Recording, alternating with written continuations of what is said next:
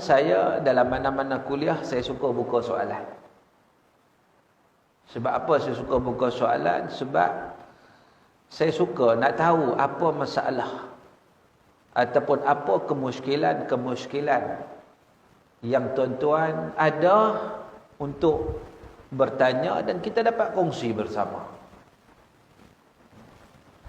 Sebab kalau kita nak bincang, memang kita boleh bincang. Banyak yang kita boleh bincangkan. Tetapi saya tak tahu bagaimana, apakah perbincangan kita ni menepati kehendak tuan-tuan dan puan-puan sekalian.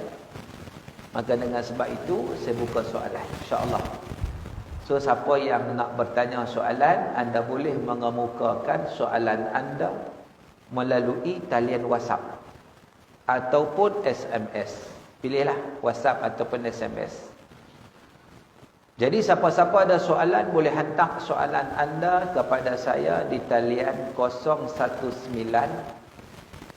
324 1364. Saya ulang sekali lagi. Siapa-siapa yang ada soalan nak tanya apa boleh tanya, kita open. Kita buka seluas-luasnya. Apa juga persoalan yang tuan-tuan nak kemukakan. Siapa-siapa ada soalan boleh hantar soalan ke talian 019 324 1364. Jadi saya umumkan dengan rasminya bahawa talian dibuka sekarang. Sudah boleh hantar soalan. Sekejap insya-Allah saya akan cuba respon persoalan-persoalan yang dikemukakan oleh tuan-tuan dan puan-puan. Baik. Kita hari ini 17 nak masuk 18 Syaban. Maknanya tak sampai 2 minggu lagi kita akan sambut Ramadan Al-Mubarak. Batu tajuk kita malam ni Syaban dipersiap. Kita mempersiapkan fizikal kita, mental kita, rohani kita, segala persiapan-persiapan hak kita boleh buat, kita buat. Untuk apa? Untuk sambut bulan Ramadan Al-Mubarak, bulan yang Allah kurniakan rahmat keberkatan yang berlimpah ruah. Bulan yang tidak disangsikan oleh sesiapa pun tentang fadilat dan ganjaran yang dikurniakan oleh Allah Ta'ala pada bulan Ramadan. Jadi nak perhebat Ramadan tu, dia mula dengan Syaban. Nak perhebat Ramadan tu, Syaban ni kita kena pulun betul-betul. Sebab itu kalau kita tengok sunnah Nabi dalam bulan Syaban, apa sunnah Nabi dalam bulan Syaban? Hadis daripada Usamah bin Zaid. Dia menyatakan, Ya Rasulullah, lam araka tasumu minasyuhur kama tasumu min Sya'ban. Ya Rasulullah, kata Usamah bin Zaid, aku tak pernah lihat kamu puasa pada bulan-bulan lain macam kamu puasa dalam bulan Syaban. Dalam bulan Syaban ni Nabi puasa sungguh. Puasa sungguh. Jadi apa kata Nabi SAW? Nabi kata, Zaka syahrun yaghfilun nasu anhu baina Rajab wa Ramadan. Yang kata bulan Syaban ni satu bulan yang ramai orang lalai daripadanya. Bulan yang orang lalai. Yang bulan ni terletak antara Rejab dan Ramadan. Rejab orang ingat sebab Rejab ni bulan haram. Yang asalnya bulan diharamkan perang. Yang sangat dimuliakan. Bulan Ramadan lagi orang ingat. Jadi bulan Syaban ni duduk tengah-tengah. Ramai orang lalai daripadanya, kata Nabi. Wa dhaka syahrun turfa'ul a'mal ila rabbil alamin. Dan bulan Syaban ni bulan yang amalan diangkat kepada Allah Subhanahu wa ta'ala. Wa ana uhibbu an yurfa'a amali wa ana sha'im. Aku suka, kata Nabi, bila mana amalanku diangkat dalam keadaan aku berpuasa. Jadi kita nak puasa ni jangan tunggu Ramadan. Ramadan kita nak perhebatkan lagi. Syaban ni kita persiap betul-betul. Jangan tunggu Ramadan baru nak puasa. Bila puasa bulan Ramadan, kita jadi tak larat. Kita tak boleh buat yang terbaik. Tapi kalau bulan Syaban ni kita duduk biasa puasa dah, mai Ramadan, Alhamdulillah. Betul kita perhebat bulan Ramadan. Cumanya timbul satu persoalan. Orang kata, Ustaz, saya dengar bahawa lepas nisfu Syaban dah tak boleh puasa dah, betul ke? Di banyak orang duk tanya, terutama dalam grup WhatsApp lah. Kita paling meriah sekarang ni grup WhatsApp lah. Ada orang dia pakai beriman dengan maklumat dalam grup WhatsApp ya. Dia tak main mengaji, rugi ya. Sebab dalam grup WhatsApp, tuan-tuan, kadang-kadang masing-masing bagi pandangan masing-masing. Bahkan kadang-kadang hak dia bubuh dalam grup WhatsApp tu pun nampak macam betul, rupa tak betul. Baru ni saya jumpa grup WhatsApp, dia kata dalam hadis Sahih Bukhari sebagaimana dinukilkan dalam Riyadhus Salihin, siapa yang ziarah kubur petang Khamis, esok Khamis kan, lepas asar, kalau kita ziarah kubur, katakan arwah ayah kita ni, kita ziarah kubur hari Khamis petang lepas asar, seumpama kita ziarah dia waktu dia hidup, dia duduk tunggu kita kat kubur tu. Dia buh hadis sahih. Tuan-tuan, pi cari daripada mula dalam Sahih Bukhari sampai penghabis, tak ada pun hadis ni ada dalam grup WhatsApp. Oi, hari ni jangan main-main, tuan-tuan.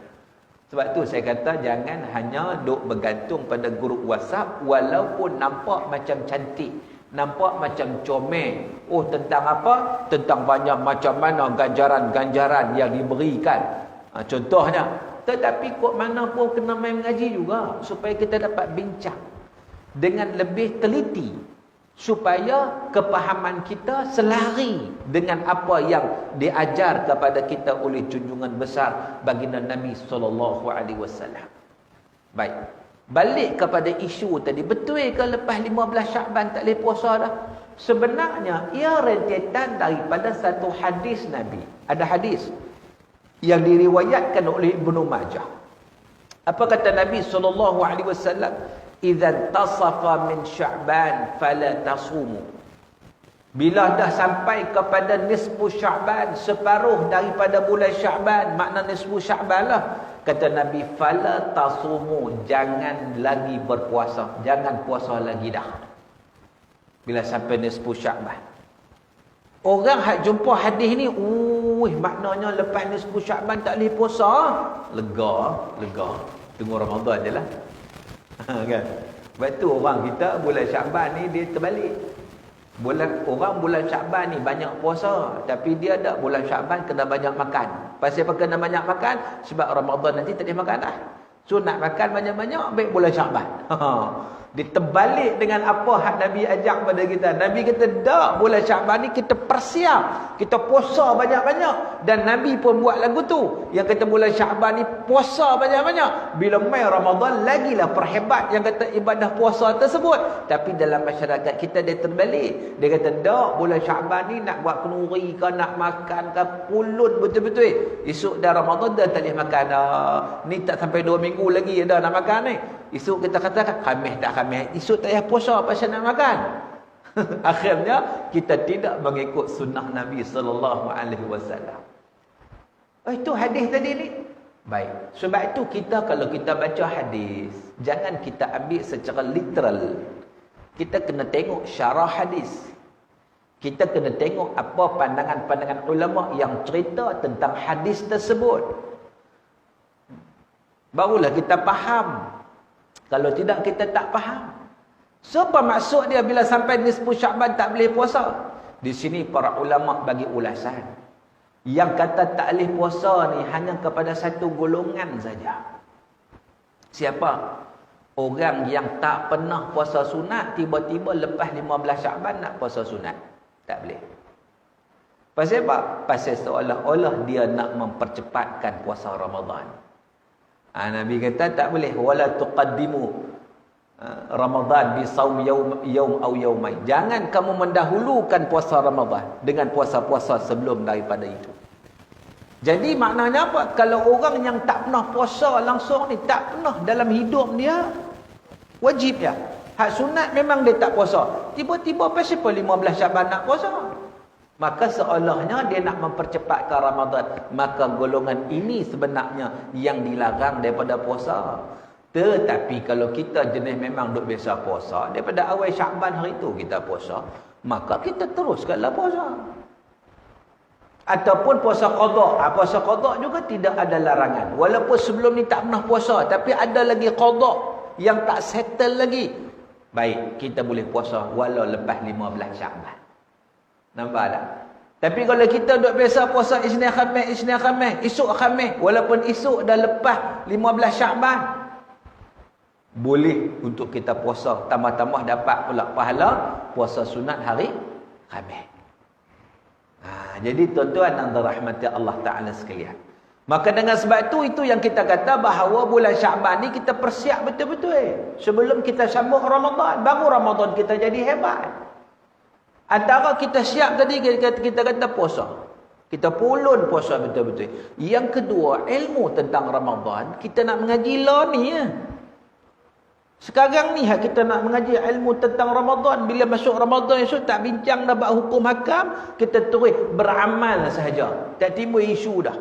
Ni bila masuk Ramadan baru nak bertanya, ustaz nak cucuk vaksin ni batal puasa ke tak? Baru ada soalan. Ustaz saya ni soalan familiar tiap-tiap tahun. Ustaz cabut gigi ni batal puasa ke tak? Oh, tu tiap-tiap tahun saya terima soalan tu. Tiap-tiap tahun. Biasanya tanya waktu tengah Ramadan bertanya, Ustaz saya nak cabut gigi batal puasa ke tak? Batal puasa tak tuan? Batal tak? Batal.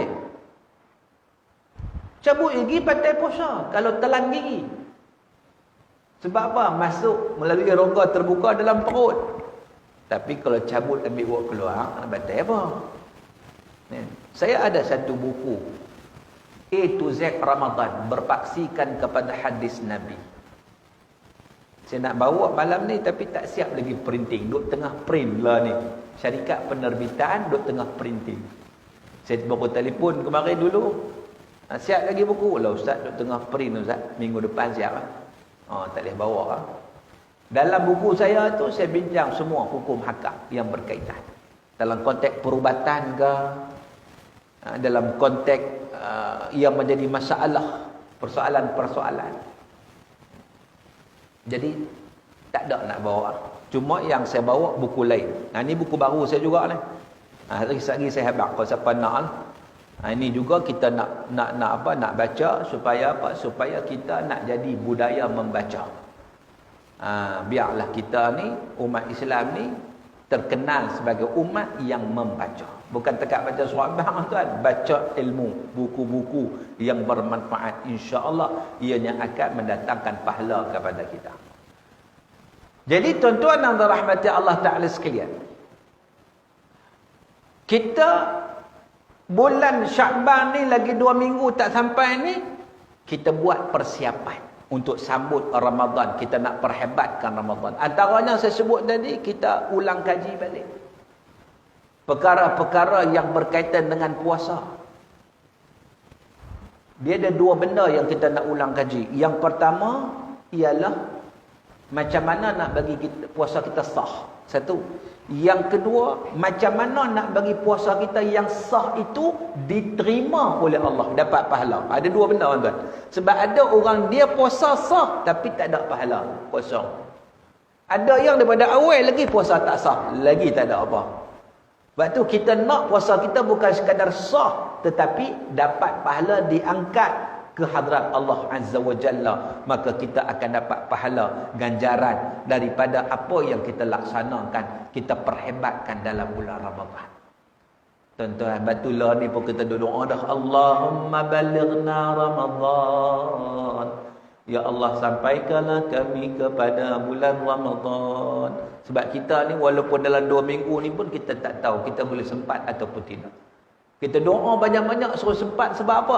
Sebab sebenarnya Ramadan ni Allah sediakan pelbagai ganjaran yang tidak terhitung banyaknya dalam bulan Ramadan. Kita kenang-kenang balik tahun lepas, kita rasa tak puas hati. Ramadan tahun lepas kita tak buat yang terbaik. Pasal apa? Pasal tahun lepas total lockdown. Semua duduk rumah semua tahun lepas. Ingat tak? Kita ingat tak tahun lepas? Semua duduk rumah semua. Total lockdown. Masjid mana boleh buka tahun lepas. Jadi semua ni ada depan saya, semua jadi tok imam semua di rumah masing-masing. Alhamdulillah. Ada pengalaman jadi imam. Jadi tahun ni dah masjid buka semula, Kedah pula PKPP. Kan? Kedah ni PKPP, okeylah. Kita cuma jaga penjarakan fizikal je. Kita main masjid tuan-tuan, kita imarahkan masjid. Kita perhebatkan ibadah dalam bulan Ramadan. Kita nak supaya kalaulah Ramadan ni kita buat yang terbaik, kalau boleh dengan Ramadan ni kita dapat syurga Allah Subhanahu wa taala. Karena memang Allah nak bagi syurga. Memang Allah nak bagi syurga. Disebut dalam hadis kata Nabi SAW, "Idza jaa Ramadan", bila datangnya bulan Ramadan, futihat abwabul jannah, dibuka pintu-pintu syurga. Allahu akbar. Wa ghulqat abwabun nar, pintu neraka ditutup. Wa suffidatis syayatin, syaitan diikat dan dibelenggu. Ini fadilat Ramadan, keberkatan Ramadan, rahmat Ramadan. Rasa tak sabar aja nak jejak kaki dalam bulan Ramadan, bulan yang penuh dengan kemuliaan. Dan kalau boleh tuan-tuan, ibadat kita bulan Ramadan tahun ni kita perhebat. Macam mana nak perhebat? Ni daripada bulan Syakban ni kita buka kitab balik. Kita buka kitab, tengok balik, renung balik apakah rukun puasa. Ni semua duduk dalam kepala lah.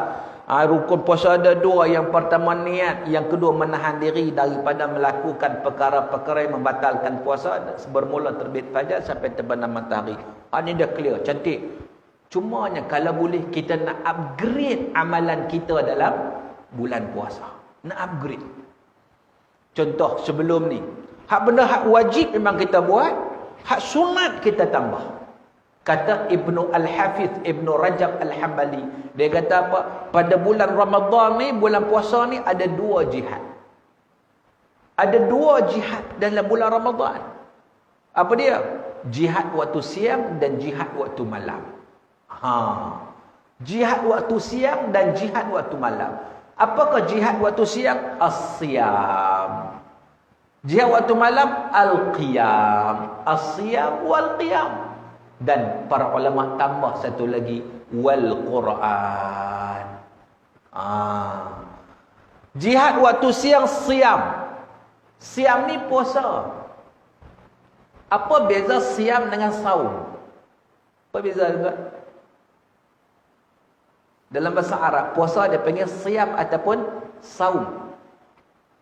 Allah sebut dalam Quran, Ya ayyuhalladzina amanu kutiba alaikumus siyam kama kutiba alal ladzina min qablikum la'allakum tattaqun.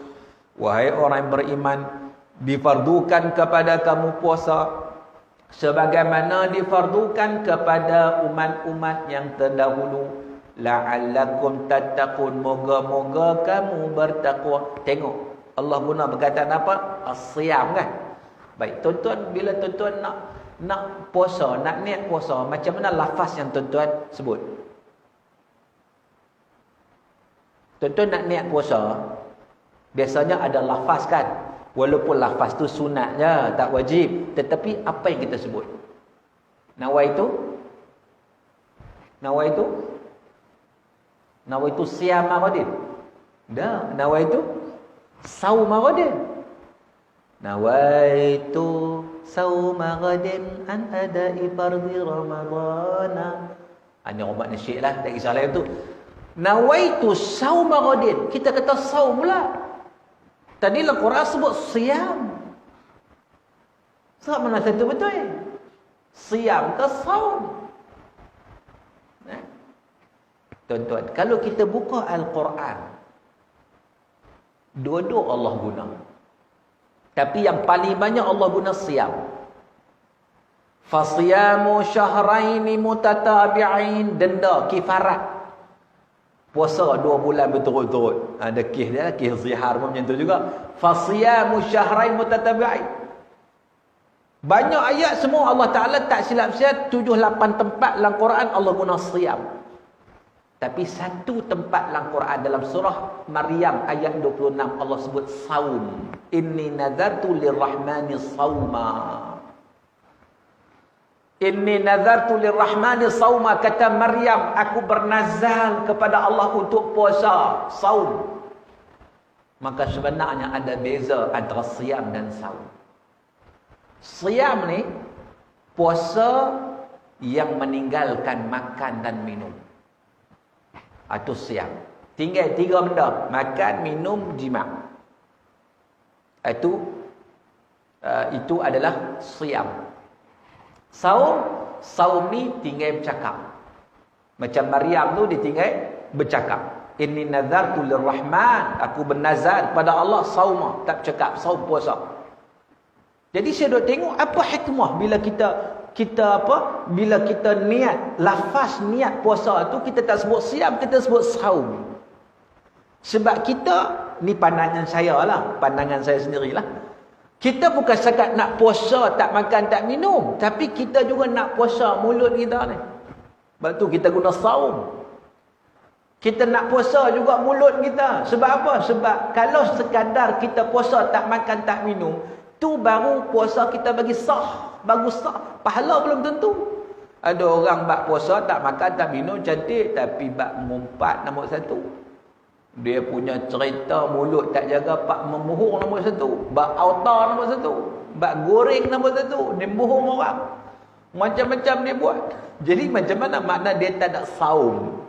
Sebab itu kalau kita lihat kepada hadis Nabi SAW menyatakan man lam yada' qaulaz zur wal 'amala bihi falaysa lillahi hajatun an yada'a ta'amahu wa syarabahu aw kama qala.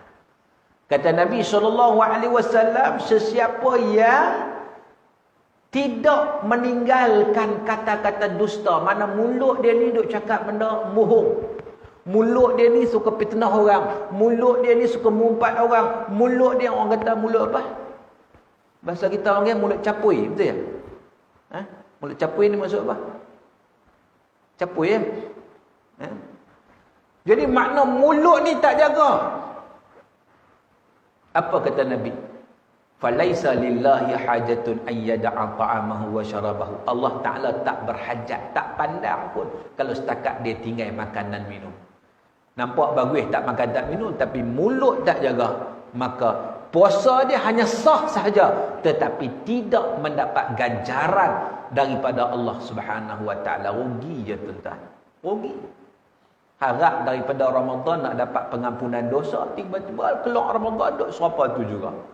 Sebab itu doa Jibril alaihi salam yang diaminkan oleh Nabi SAW.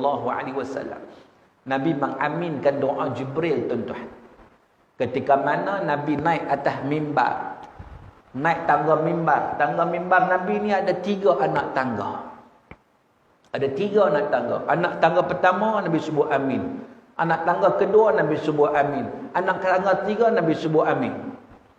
Lepas pada tu sahabat tanya, apa cerita? Nabi cerita. Nabi kata, Jibril bagi tahu pada aku yang pertama yang aku aminkan, yang pertama tu Jibril kata malang bagi orang yang apabila disebut namamu ya Muhammad mereka tidak mengingatimu, makna tak selawat pada Nabi. Allahu Akbar, ini amat malang, amat rugi. Nabi kata amin. Sebab tu kita nak kena memperbanyakkan selawat kita pada Nabi tuan-tuan. Selawat ni tak tunggu Ramadan lah pun kita kena selawat. Allahumma salli ala sayyidina Muhammad. Kita kena memperbanyakkan selawat kita pada Nabi. Sebab tu kalau boleh tuan-tuan, saya nak pesan ni saya ambil daripada guru saya di Syria. Guru saya di Syria dulu ni, lama dah. Tahun 90-an dulu ni.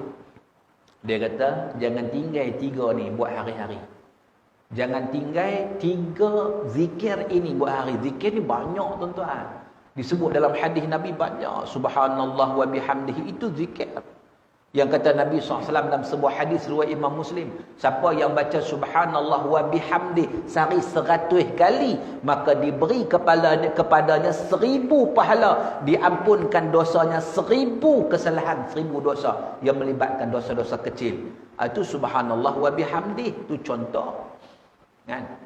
Tapi yang saya nak sebut ni, dia banyak. Antaranya subhanallah bihamdi, subhanallahil azim, kan? Itu juga zikir. Subhanallah walhamdulillah wa la ilaha illallah wallahu akbar, itu zikir.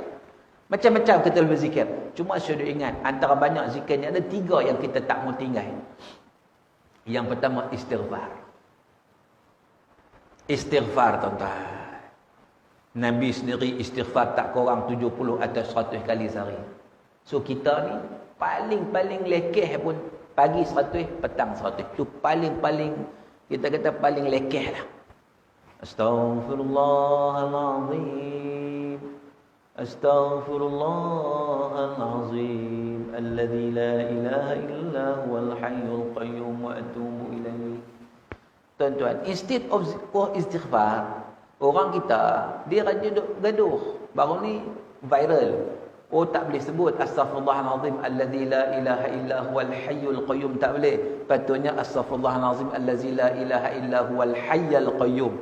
Tuan-tuan, benda ni tuan-tuan, dua-dua boleh, dua-dua warid. Kalau sudah bergaduh, jadi yang istighfar sudah. Dua-dua warid. Tuan-tuan boleh istighfar astaghfirullahalazim allazi la ilaha illa huwal hayyul qayyum wa atubu ilaih. Boleh? Astaghfirullahalazim allazi la ilaha illa huwal hayyul qayyum wa atubu ilaih. Dua-dua boleh tuan-tuan. Al-hayya boleh, al-hayyu boleh. Itu. Satu. Jadi kita istighfar sehari, pagi 100, petang 100. Yang kedua, kalimah tauhid. Afdalu zikri fa'lam annahu la ilaha illallah. Seafdal zikir ialah la ilaha illallah. Pagi 100 kali, petang 100 kali zikir. La ilaha illallah. La ilaha illallah. La ilaha illallah. La ilaha illallah. Dua. Yang ketiga, hak kita jangan tinggal hari-hari tuan-tuan. Selawat kat Nabi. Selawat kat Nabi. Sekurang-kurangnya Allahumma salli ala sayyidina Muhammad. Ataupun sallallahu ala Muhammad. Sallallahu alaihi wasallam. Sallallahu ala Muhammad. Sallallahu alaihi wasallam. Tuan-tuan, ada orang dia kena ada lagu baru jadi. Tak apa, lagu. Yang pentingnya selawat pada Nabi. Sebab apa selawat tuan-tuan? Sebab ni Nabi mengaminkan doa Jibril. Amat malang, amat rugi orang yang bila disebut namamu ya Muhammad, mereka tak ingat padamu, tak selawat padamu. Sedangkan selawat ni pahala sangat banyak. Yang mana kata Nabi, man salla alayya marrah sallallahu alaihi biha asyara. Siapa yang selawat kepadaku sekali, Allah akan selawat kepadanya 10 kali. Selawat Allah pada kita maknanya rahmat Allah Ta'ala yang berlimpah ruah kan kepada kita. Itu pertama tuan-tuan. Yang pertama Nabi aminkan doa Jibril. Apakah yang kedua? Nak tahu yang kedua? Jangan ke mana-mana, insya-Allah kita bagi laluan dulu untuk azan isyak dikumandangkan. Jadi kita akan sambung selepas azan isyak. Jadi dipersilakan azan isyak. Azan dululah. Ambil syiar azan ni, jangan tinggal masjid pula tu. Azan dulu. Lepas azan kita sambung insya-Allah. Dipersilakan.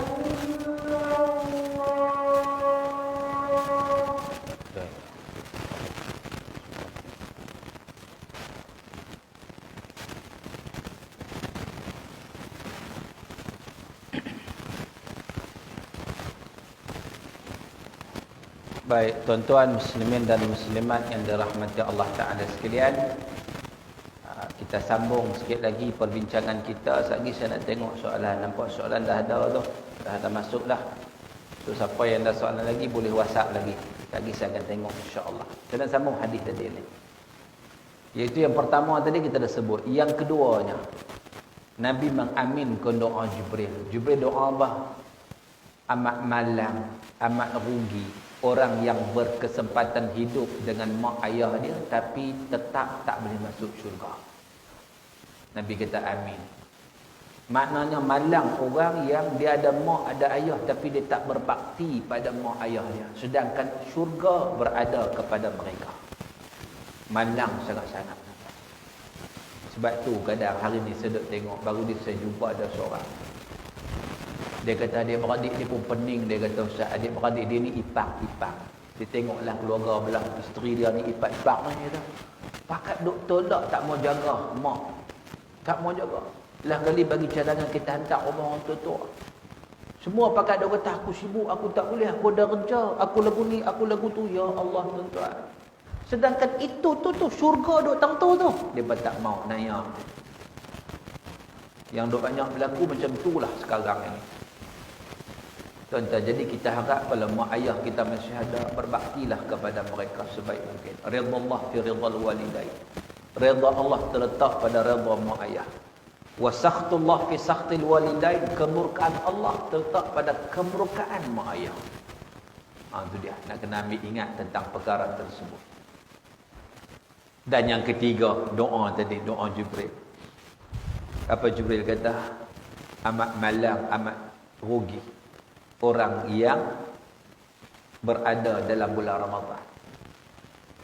Yang berkesempatan berada dalam bulan Ramadan tetapi dosanya tetap tidak diampunkan oleh Allah.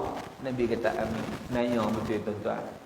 Masuk Ramadan, keluar Ramadan tetap duduk macam tu juga. Allah Ta'ala tak ampunkan dosa dia pada bulan Ramadan.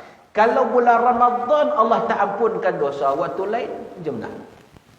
Lagi teruk. Lagi teruk. Ramadan yang Allah nak buka pintu syurga pun tiba-tiba dia tak diampunkan dosa juga. Bulan lain tak sudah harap lah. Maka dengan sebab itu amat malang orang seumpama itu. Sebab itu Nabi kata amin. Oleh yang demikian tuan-tuan, sebab itu kita nak perhebat Ramadan ni, kena ada ilmu supaya kita sambut, kita buat dengan ilmu. Itu yang pertama. Yang kedua, mujahadah jiwa diri kita betul-betul ikhlas kepada Allah Ta'ala. Kedua-dua ni kita seiringkan.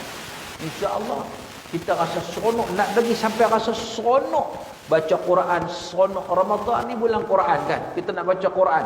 Para ulama salafus salih tuan-tuan, bila Ramadan ni mereka punya 3 hari sekali khatam Quran. Ada yang lebih pada tu, tapi kita ambil yang biasa ni 3 hari sekali mesti khatam Quran. Subhanallah.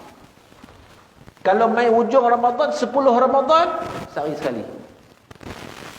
Tadi 3 hari, ni sehari. Kadang 2 hari. Lagi kuat, lagi pulut. Kita kadang-kadang semangat, mula Ramadan semangat. Hujung Ramadan, lagi tinggal. Kita nak kenal diri kita, kita tengok tuan, tak payah tengok orang lain, tengok diri kita dah. Kalau mula Ramadan kita semangat, hujung Ramadan kita makin layu, itu tanda Ramadan kita tak ada apa. Hak Nabi kata rubba saimin laisa lahu min siyamihi illa al-ju' wal 'atash. Berapa ramai orang puasa yang dia dapat daripada puasanya lapar dan dahaga saja. Baik, ada soalan masuk sini. Assalamualaikum Ustaz. Wassalam. Saya nak tanya, saya penyakit tarik, saya kena makan ubat sehari 4 kali. Saya tak boleh kurangkan dos. Saya biasa kurangkan dos, saya jatuh di tempat kerja. Persoalannya bagaimana saya nak berpuasa pada bulan Ramadan? Ini muslimat tanya ni. Soalan daripada muslimat. Macam mana nak puasa Ramadan? Dia sakit yang kena makan 4 kali sehari ubat, nak kurang tak boleh. Tuan-tuan, Islam ni agama yang rahmat. Dan agama yang praktikal, agama yang realistik. Allah sebut dalam Quran, wa 'alal ladzina yutiqunahu fidyatun ta'amu miskin. Sebelum tu Allah sebut, man kana minkum maridan aw ala safarin fa iddatun min ayyamin ukhra. Sesiapa yang sakit atau bermusafir, dia boleh buka puasa, nanti bila sihat dia ganti puasa tersebut. Golongan pertama. Golongan kedua, orang yang memang tak mampu puasa langsung, macam kes tadi. Dia ada dua kes yang tak mampu puasa langsung. Yang pertama, orang sakit tua. Katakan pakcik ni umur dah 90. Dah memang tak larat puasa. Perut tu nipis lah. Tak larat, sat-sat lapang.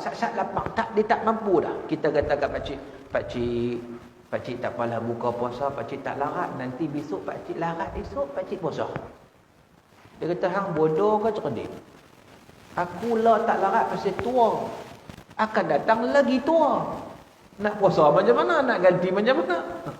Jadi maknanya orang tua macam ni dia tak mampu puasa langsung. Puasa Ramadan pun tak mampu, nak ganti pun tak mampu, nak qada pun tak mampu. Itu yang pertama. Golongan kedua, orang yang sakit macam soalan hak mai ni, dia bergantung pada ubat. Sakit yang tak ada harapan sembuh, doktor kata kena makan sampai bila? Sampai bila-bila kena makan. Kau tak makan. Macam tadi tarik tawan ke patah jadi macam mana tak tahu. Mudarat. Maka orang macam ni nak ganti bila? Nak ganti apa? Duk makan ubat tiap-tiap hari memang tak boleh ganti. Maka orang macam ni, dua golongan ini mereka tak perlu berpuasa. Diberi keuzuran untuk tidak berpuasa. Tapi kena ganti dengan apa? Dengan fidyah. Fidyatun ta'amu miskin. Kena bayar fidyah. Sehari secupak. Secupak berapa gram? 600 hingga 700 gram. Itu secupak. Beras kita makan. Kalau kita makan beras Taj Mahal, jangan duk keluar Taj murah, keluar mahal juga. Tengok sekilo berapa. Betul-betul beras. Jangan lihat paling rendah. Kita duk makan beras apa? Kalau kita duk makan beras sekilo RM10, sekilo RM10 lah kita nak makan. Maknanya kalau secupak jadi berapa? 600 hingga 700 gram, 6 hingga 7 ringgit sehari. Gantung kita makan beras apa. Asal dia keluar beras, asal dia kalau kita nak ambil nilai dia. Jadi bergantung. Kalau kita makan beras murah saja, kita kata RM5 sekilo, maka kita ada buat RM5, tolak lebih kurang RM3 lah, kan? 700 gram kan, lebih kurang macam tu lah. Kita bagi kepada fakir miskin. Sama ada kita bagi beras tu atau kita bagi duit. Lah senang bagi duit lah. Jadi 30 hari, kalau kita katalah kita keluar RM5 sehari, 30 hari RM150 diberi kepada fakir miskin sahaja. Tak boleh bagi masjid, tak boleh. Masuk tabung, tak boleh. Tak boleh. Dia fidyah ni bukan lagu tu tuan-tuan. Fidyah ni bukan jadi masuk tabung tu. Fidyah memang bagi kepada fakir miskin. Cuma tempat kita ni tuan-tuan, saya tak tahu ada tak ada lagi. Fidyah tolak tarik ada lagi. Fidyah tolak arwah, fidyah arwah. Tolak tarik ada lagi? Tak ada dah. Pupus dah. Tak ada dah. Tak ada, tak apa. Kalau ada kita nak ulas sikit, tak ada, tak apa. Alhamdulillah. Sebab apa saya nak kata ni? Sebab orang kita, saya bukan nak cerita tolak tarik tu. Nak ceritanya daripada awal tak sah fidyah itu. Daripada awal tak sah. Pasal apa? Pasal dia ambil fidyah arwah ni, dia tolak bagi kat siapa? Kat Tok Imam. Tok Imam ni pakai miskin ke tak? Tak. Mai masjid naik Volvo, pakai miskin apa? Ada tu naik Wildfire. Kan? Sedangkan fidyah tu untuk fakir miskin. Tang tu dah tak kena dah. Kan?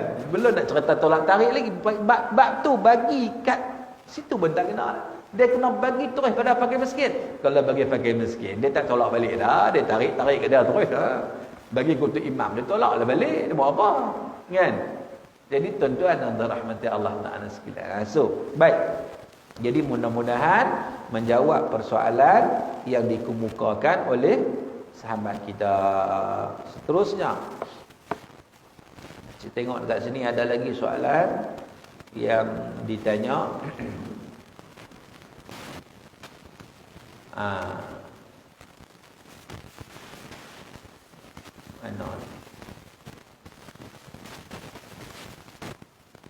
Maaf Ustaz, lari daripada topik. Oi, saya ada soalan tentang Isra' dan Mi'raj. Semasa Nabi SAW Isra' dari Mekah ke Baitul Maqdis, Nabi telah mengimamkan solat pada semua anbiya, tapi masa itu sebelum Nabi Mi'raj berjumpa dengan Allah dan Nabi belum menerima rukun sembahyang. Jadi soalan saya, apakah sembahyang yang Nabi mengimamkan para anbiya tersebut? Satu lagi soalan Al-Asma'ul Husna, tak silap saya 73 dan 74, nama Allah ya awal ya akhir, tapi kita tahu sifat salbih ialah al-qidam, iaitu tiada permulaan, dan sifat baqa tiada perakhiran. Jadi apakah maksud ya awal dan ya akhir? Baik. Yang pertama, masa Isra' dan Mi'raj ni patah balik. Ni Sya'ban patah balik min Rajab. Isra' dan Mi'raj. Baik. Nabi SAW pergi diisra'kan dari Masjid Haram ke Masjid Aqsa, kemudian di Mi'rajkan Masjid Aqsa ke Sidratul Muntaha. Di Masjid Aqsa itu Nabi mengimamkan salat. Tuan-tuan, salat sebenarnya dah ada. Salat ni pada peringkat awal, salat 2 rakaat pagi dan petang. Sebelum kefarduan yang diberikan salat dalam peristiwa Al-Isra' wal Mi'raj tersebut, sebenarnya dah ada salat ni. Dan dia solat ni bukan satu ibadat baru yang hanya pada zaman Nabi sahaja buat, dah. Memang dah ada dah sebelum itu. Sebab itu Nabi SAW menunaikan solat macam mana wallahu alam lah, itu dengan para anbiya. Ni alam ghaib. Alam ghaib macam mana ni memang kita nak gambarkan tak boleh, tetapi semua kerja Allah Ta'ala belaka. Allah boleh buat semua benda tu. Nak menunjukkan bagaimana Nabi yang menjadi penghulu kepada para anbiya yang lain. Dan Asma'ul Husna al-awwal wal akhir dalam Quran, huwal awwal wal akhir. Sifat 20 kata qidam baqa. Tuan-tuan, saya lah duduk tengah.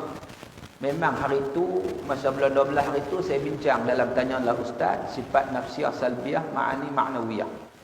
Lepas pada tu saya sambung dengan Asma'ullah Al-Husna. Hari Ahad baru ni, yang sampai yang ke bawah, sampai ke Al-Hasib. Ni hari Ahad ni sambung ni. Ni tak sampai lagi awal wa akhir ni. Dia awal wal akhir itu menunjukkan awal tu maksud dia qidam lah, qadim. Qadim bila ibtida Allah Ta'ala qadim, tidak ada permulaan, itu disebut awal. Sebab itu setengah para ulama dia tak sebut qidam, dia sebut awal. Istilahnya macam kita mesti sebut qidam baqa. Ada setengah ulama dia tak kata qidam, dia kata awal. Itu istilah saja. Tapi dia menunjukkan benda yang sama. Allah Ta'ala huwal awal huwal akhir. Allah Ta'ala yang awal dan dia akhir. Awal tu makna apa? Awal tu maknanya yang tak ada permulaan. Macam kita ada permulaan. 100 tahun lepas kita duduk mana? 100 tahun lepas tuan-tuan duduk mana? Pakai duduk tengok. Mana ada? Kita tak wujud lagi pun. Tak wujud lagi pun. Lepas tu Allah wujudkan kita. Allah Ta'ala ni tak ada permulaan. Allah sedia. Itu dia panggil awal. Diletak sebagai satu sifat dalam sifat 20 disebut qidam. Sama je sebenarnya. Sebab tu qidam ni dalil dia apa? Dalil Al-Quran. Dalil sifat qidam adalah huwal awal.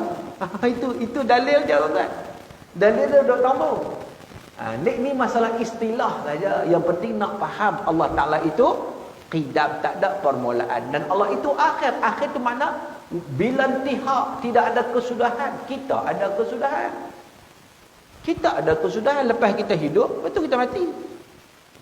Ada tak makhluk yang tak ada kesudahan? Ada tak? Ada tak? Ada. Syurga neraka. Dia ada permulaan tapi tak ada kesudahan. Sebab apa? Sebab Allah kekalkan dia. Jadi dia ni tak ada kesudahan bukan kerana dia sendiri yang tak ada kesudahan. Allah yang menentukan dia tak ada kesudahan.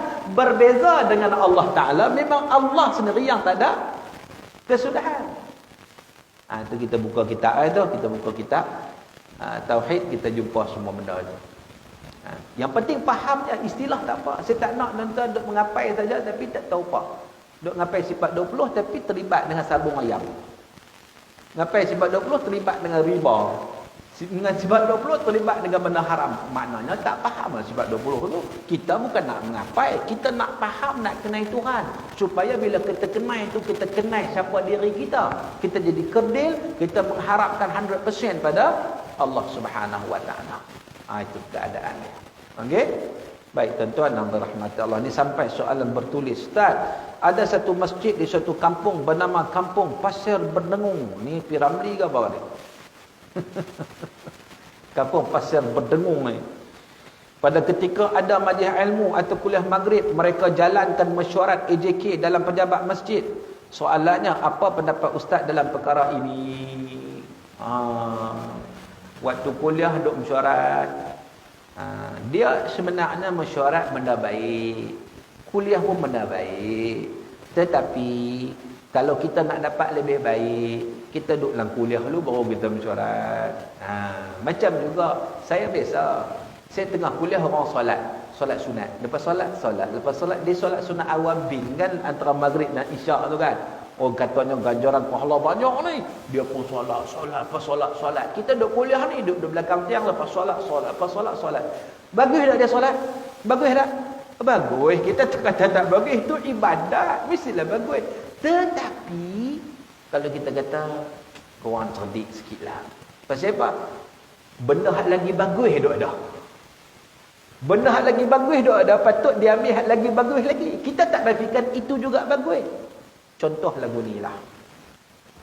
Saya nak bagi ke tuan-tuan. Di tangan kanan saya ada 1,000. Di tangan kiri saya ada 1,000,000. Tuan-tuan ambil yang mana? 1,000 ke 1,000,000? Nak ambil yang mana? 1,000,000. Jangan. Tengok dulu 1,000,000 apa. 1,000,000 rupiah. Sebelah kanan RM1,000. Entah nak ambil yang mana? Nak ambil RM1,000 ke 1,000,000 rupiah? Nak ambil yang mana? Orang cerdik dia ambil RM1,000. Sebab walaupun dapat 1,000 sikit, tapi pahala banyak. Duit tu nilai dia banyak. RM1,000. Orang tak cerdik, 1,000,000 duit lah juga. Ui, nampak 1,000,000. Dia ambil 1,000,000. Rupanya nilai RM300 je. Dapat tetap dapat, tapi kurang lah. Macam tu juga dia solat tadi, dapat pahala, dapat. Tetapi kurang. Duduk majlis ilmu, pahala banyak lagi. Mengaji satu bab daripada ilmu pun khairun min alfi rakaah, solat sunat 1,000 rakaat. Jadi begitulah juga tuan-tuan. Rugi tang tu. Jadi maknanya kalau kita nak dapat untung, kita baik tu mengaji ni kita tahu mana kita boleh dapat untung yang banyak. Baiklah kita ambil yang dapat untung daripada yang kita dapat rugi. Dapat juga tapi tak dapat yang banyak.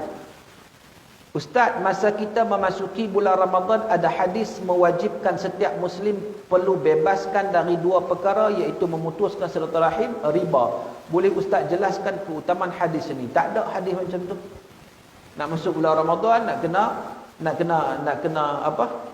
Bebaskan daripada perkara seperti dia bebaskan dari riba ni, dia tak ada kaitan dengan Ramadan.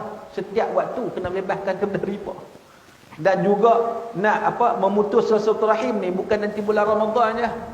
Hak duk war-war tuan-tuan. Oh, siapa yang masuk bulan Ramadan, kalau nak diterima syarat masuk Ramadan ni nak kena sekian-sekian minta maaf. Minta maaf ni bukan nanti Ramadan tuan-tuan.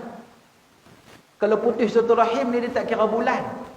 Kata Nabi, la yadkhulul jannah qati'un, tak masuk syurga orang yang putuskan silaturahim. Itu. Dia tak kira kaitan Ramadan. Oh, bulan Ramadan je tak boleh. Bulan lain macam mana? Maka dengan sebab itu begitu ya riba. Riba ni Allah sebut dengan jelas dalam Quran. Wa halallahu al-bai'a wa harrama riba. Allah halalkan jual beli, Allah haramkan riba. Ramadan saja kan? No. Mana-mana bulan. Sepanjang tahun kita tak boleh terlibat dengan riba. Bahkan riba ini dosa dia sampai Allah istihad perang. Allah dan Rasul istihad perang terhadap orang yang terlibat dengan riba. Jadi bukan benda kecil tuan-tuan, benda besar. Jadi kita kena hindarkan diri kita daripada perkara-perkara tersebut. Baik, itu soalan yang tuan-tuan kemukakan pada saya. Itu saja yang masuk dalam WhatsApp dan juga SMS saya. Jadi saya umumkan talian ditutup. Sekarang saya nak buka soalan lisan. Dipersilakan. Kita pun masih lagi ikut juga SOP dia, kita akan berhenti. Sekejap kita akan berhenti. Ada soalan nak tanya lagi? Secara lisan dipersilakan. Ada tak?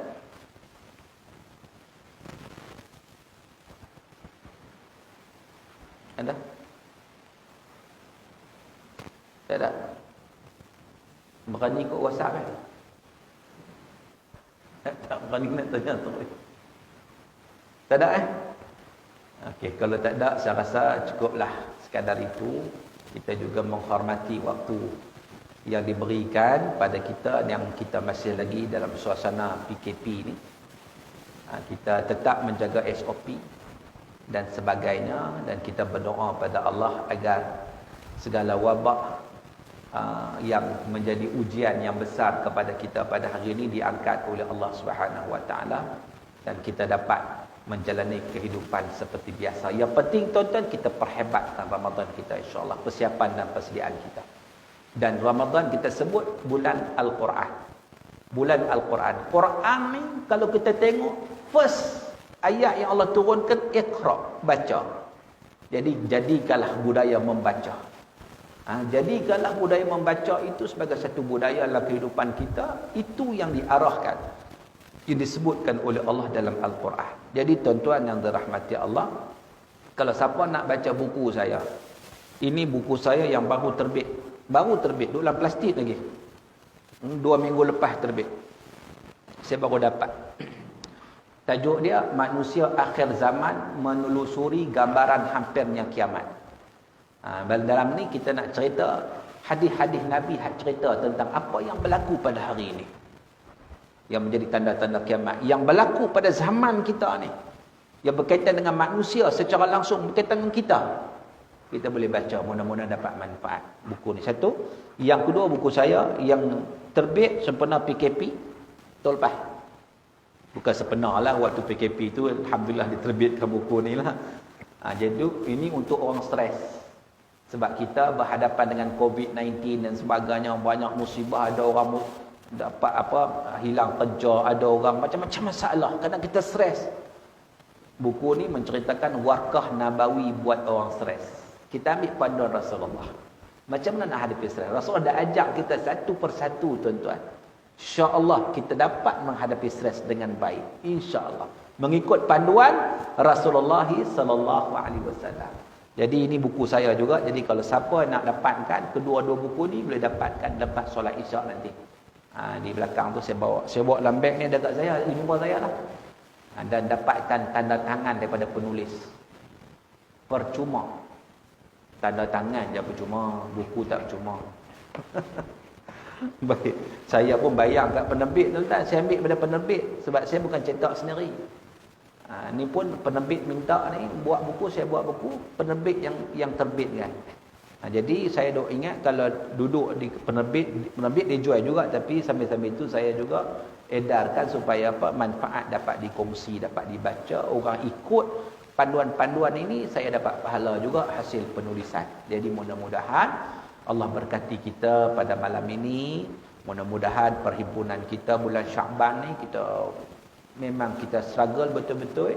Perbanyakkan puasa insya-Allah, perbanyakkan amal soleh, perbanyakkan zikir insya-Allah, perkuatkan silaturahim, bertobat kepada Allah Taala dengan taubatan nasuha.